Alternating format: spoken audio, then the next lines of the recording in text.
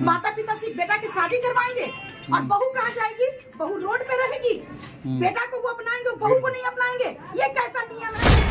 बात कब तक चलेगा? हाई कोर्ट जाएंगे। तो महिला थाना खरीद लिया, कुआं थाना खरीद लिया। हाई कोर्ट तो मेरा खुद बाप का है, वहाँ पे जाएंगे। मतलब ये लोग तुम्हारा ये घर है, ये तुम्हारा घर है। तुम आराम से, हम नहीं ताला तोड़ सकते हैं, लेकिन तुम ताला तोड़ के भी रह सकती हो, क्योंकि ये तुम्हारा घर है। ठीक है ना? एक बहू का ससुराल उसका अधिकार है।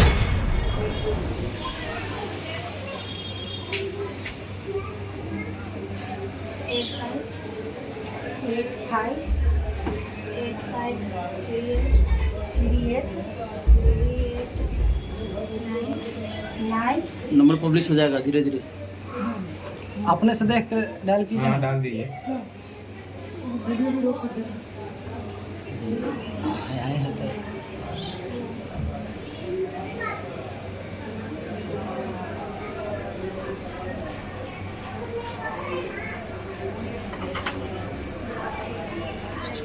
कोई दूसरे नंबर पे करते हैं। कहाँ गई सुमन? जाइए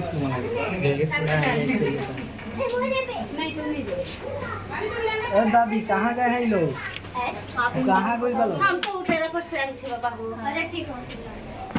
कल देखे थे, कल ये लोग थे। अरे ठीक हो। अच्छा कल है मोबाइल में गली में। अच्छा ठीक। जय क्या कर कहाँ? क्या ये लोग नहीं है क्या मैम? अभी तुरंत ही निकले। करो ना,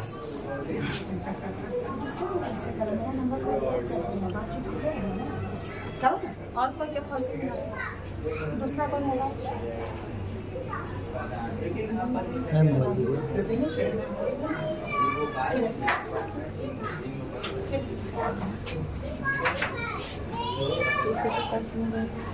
क्या हुआ? कौन सी कॉलिंग नहीं होगा उसमें। छत पे हम देखते हैं। छत पर हाँ, देख सकते हैं। जाते हाँ, छत ले जाइए। जाने दीजिए ना सब। 11-12 आती छत पर।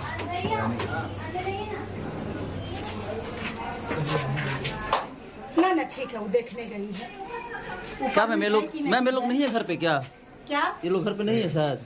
घर पे देखिए अभी ताला लगा हुआ है। ताला लगा हुआ है। हाँ। ये वाला घर इनका हुआ। हाँ, इस केस में कहीं न कहीं मुखिया जी जो यहाँ के हैं, मुखिया जी भी बहुत तेज तरार हैं, क्योंकि इनको तो हम बता कर आए नहीं हैं, लेकिन मुखिया जी से मिल कर आए हैं। तो मुझे कहीं न कहीं लग रहा है कि मुखिया जी कहीं न कहीं इन लोगों से बात कर लिए हैं और लड़का के परिवार को कोऑपरेट कर रहे हैं और कहीं न कहीं पारो को गुमराह कर रहे हैं। जिस तरह से मुखिया जी लगातार पारो के खिलाफ बयानबाजी की है, शादी वो करवाए, शादी का पहल मुखिया जी किए और शादी उदी कर देने के बाद अब उनका ये कहना है कि लड़का इनसे प्यारे नहीं करता था।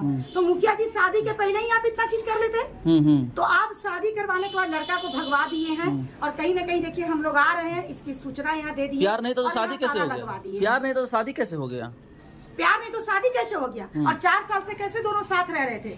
प्यार तो एक तरफा नहीं होता है। तो कहीं न कहीं इस केस में इस एरिया के जो वार्ड पार्षद हैं, क्या उनका नाम है, वो भी कहीं न कहीं इन्वॉल्व है। मैम पारो आरती अपने पति के साथ कितने दिनों तक शादीशुदा लाइफ जिए हैं? देखिए पारो आरती अपनी शादीशुदा लाइफ 2 से 1.5 महीना तक साथ रही है। उसके बाद बिट्टू ये कहकर बाहर गया है कि हम नौकरी करने जा रहे हैं, नौकरी करने के बाद 1 महीना बाद जब डेरा उरा ले लेंगे, सब व्यवस्था कर लेंगे, तो तुमको लेने आएंगे, तुम अपने माँ के पास रहो। लेकिन होता क्या है कि जब शादी हो जाती है तो बेटियों को शायद मायका में भी एक ताना मिल जाता है, कहीं ना कहीं गुस्सा, बस कोई भी बातचीत करने के उपरांत ही तो कहीं ना कहीं बेटियों को लगता है कि अब मेरा ये शायद घर नहीं है। और पारो अपने ससुराल में रहने के लिए शादी की थी, तो कहीं ना कहीं वो ससुराल में ही रहेगी। अभी इनके ससुराल वाले ताला लगा कर चले गए हैं और वो मेरा फोन शायद वो ब्लैक लिस्ट कर दिए हैं, मेरे फोन को रिसीव नहीं कर रहे, दूसरे नंबर से बात करने का प्रयास करते हैं। नहीं, ऊपर में नहीं है।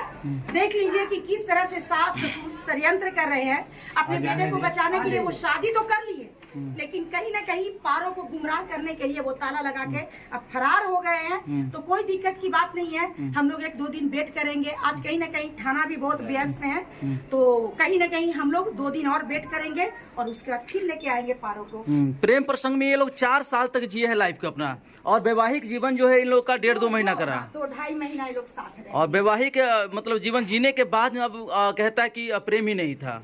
तो फिर ये लड़का नहीं बोल रहा है, ये मुखिया जी यहाँ के जो वार्ड पार्षद हैं वो बोल रहे हैं। उनके सोच को लग रहा है कि कितनी उनकी सोच छोटी है कि ये कि कम उम्र की बच्ची के साथ वो इस तरह के वक्तव्य कर रहे हैं। लड़का को बचाने में वो पूरा अपना जी जान लगा दिए हैं और लड़की को कहीं ना कहीं गुमराह कर रहे हैं। लड़की को कहीं ना कहीं वो बदनाम करने का प्रयास कर रहे हैं, इसके दिमागी बेस को कमजोर जताने का वो प्रयास कर रहे हैं। लेकिन उनको ये नहीं पता है कि उनकी सारी बातें कहीं ना कहीं ये दर्शा रही है कि वो लड़का को सपोर्ट कर रहे हैं। कोई भी वार्ड पार्षद हो, कोई भी मुखिया हो, तो उनका एक काम होता है कि दोनों को मिलाना। हम आपके पास एक समाज सेवी आए थे, आपने शादी करवाया है, आपने कागज लिखवाया है, तो ये आपका फर्ज बनता है कि फिर एक बार मैडम हम दोनों पक्ष को बुलाते हैं और आमने सामने करके बातचीत करते हैं कि आखिर पारो को रखना है कि नहीं रखना है। पारो से पूछना चाहेंगे, पारो शादी आपका किस तरीके से हुआ था, कहाँ हुआ था? जी मंदिर में हुआ था। मंदिर में हुआ तो लीगली था, वहाँ से कोई सर्टिफिकेट आपको मिल पाया था मंदिर में? मंदिर में ये लोग आधार कार्ड नहीं बोले कि नहीं है हमारे पास, आधार कार्ड लेके नहीं गए थे ये लोग। हाँ, तो वहाँ नहीं बन पाया। तो शादी का कोई प्रूफ एविडेंस आपके पास हो? वीडियो तो सोशल मीडिया पर चल ही रहा है, आप लोग दिख ही रहा है। ठीक है, सोशल मीडिया पे चल रहा है, लेकिन एक कागजी कार्यक्रम होता है, किसी मंदिर में होता है, वहाँ भी एक प्रमाण पत्र जारी किया जाता। तो मंदिर में पैसा दिया गया था, सब कुछ प्लानिंग से हुआ था, तो ये बात कब तक छुपेगा? हाई कोर्ट जाएंगे। तो महिला थाना खरीद लिया, कुआं थाना खरीद लिया, हाई कोर्ट तो मेरा खुद बाप का है, वहाँ पे जाएंगे। मतलब ये लोग थाना खरीद लिए और नहीं, ऐसी कोई बात नहीं है, थाना को कोई खरीद नहीं सकता है। मेन बात क्या है ना कि कहीं ना कहीं बोले हमको, उनके बोलने से कुछ नहीं होता है, उनकी सारी धूल के धूल बिक जाएगी। थाना को खरीद कोई नहीं सकता है, ये सब बातें वक्तव्य करने की बातें होती है। थाना तुम्हारे साथ है और ऐसा नहीं है, तुम भी समाज की बेटी हो, तुम्हारे सपोर्ट में हम हैं और सभी लोग तुम्हारे सपोर्ट में हैं। तो इस बात को याद रखना कि संघर्ष तुरंत खत्म नहीं होता है, लड़ाई लड़नी पड़ती है। तुम अपने हक की लड़ाई के लिए आई हो और तुम्हें तुम्हारा अधिकार हम दिला के रहेंगे। तुम इसी घर में, इसी ससुराल में रहोगे, बस ये तुम्हारा तय है। कितने दिन ये भाग के रहेंगे, कितने दिन अपने बिजनेस को बंद करके रहेंगे, कभी न कभी तो वो आएंगे, ठीक है ना? तो बस मेरा ये कहना है, और लास्ट में नहीं आएंगे तो बस तुम्हारा ये घर है, ये तुम्हारा घर है, तुम आराम से, हम नहीं ताला तोड़ सकते हैं लेकिन तुम ताला तोड़ के भी रह सकती हो, क्योंकि ये तुम्हारा घर है, ठीक है ना? एक बहू का ससुराल उसका अधिकार होता है।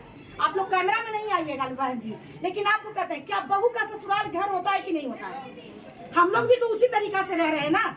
तो इसी घर में शादी हो जाने के बाद पारो रही है। नहीं देखिए, इस घर में अभी लोग फिलहाल नहीं रहने दिए हैं, डेरा लेके रखवा रहे थे, समझ गए ना कि डेरा लेके रखो, पहले दोनों मिल लो, उसके बाद हम तुमको अपनाएंगे। लेकिन आज ये लोग कहानी रच रहे हैं और कहीं ना कहीं इस एरिया के जो वार्ड पार्षद है वो भी इनके साथ मिले हुए हैं। एक ऐसा कागज बनाए हैं जिस कागज में वो ये दर्शाए हैं कि माता पिता पारो का जिम्मेवारी नहीं लेंगे। तो माता पिता बेटा की जिम्मेवारी लेंगे, माता पिता सिर्फ बेटा की शादी करवाएंगे और बहू कहाँ जाएगी? बहू रोड पे रहेगी। बेटा को वो अपनाएंगे, बहू को नहीं अपनाएंगे। ये कैसा नियम है? ये कैसा कानून है? तो ये यानी लड़का के माँ बाप के मर्जी से ही हुआ है। बिल्कुल हुआ है, समाज इसके शादी में शामिल हुए हैं, ब्राह्मण के द्वारा शादी करवाई गई है, पूरी विधि विधान के साथ शादी करवाई गई है। वो कैमरा में सिर्फ शादी में नहीं आए हैं, लेकिन वो गए थे, कौन सा मंदिर था बेटा?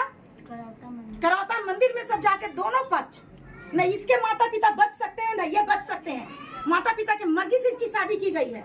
आज गार्जियन लोग एक बच्ची को रोड पर छोड़कर और सोच रहे हैं कि हम अपना अपना पीछा छुड़ा ले, तो ये होने वाली नहीं है।